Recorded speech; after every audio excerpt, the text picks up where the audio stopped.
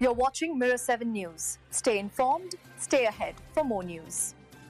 All right, let's talk about the Mets heading into what could easily be the biggest series of their season. Starting Monday, they're hosting the Philadelphia Phillies, and with New York sitting 7 games out in the National League East, every single win matters.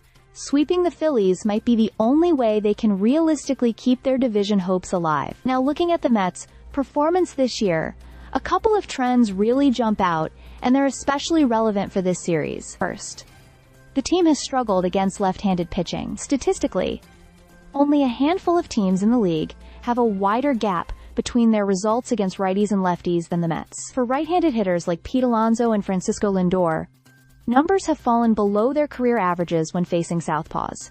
Interestingly, though, the Mets' 1917 record against lefties is actually the second best in the National League. It's a bit of a head-scratcher.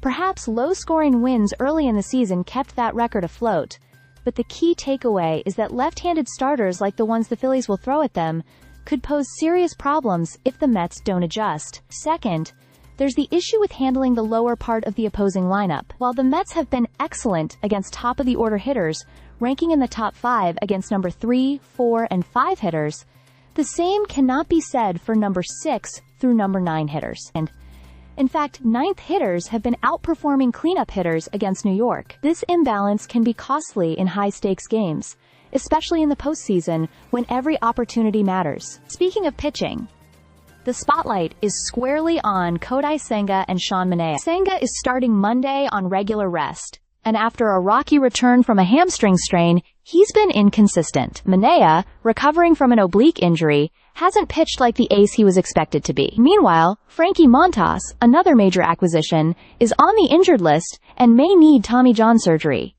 The bright side, homegrown starters like David Peterson and Nolan McLean, along with reliever Clay Holmes, have stepped up, showing that the Mets can compete when these arms go deep into games. In Atlanta, for example, McLean, Peterson, and Holmes combined for 19 innings, giving the bullpen a much-needed breather and allowing the team to win 2 of 3 games. Roster depth and injuries will also play a role.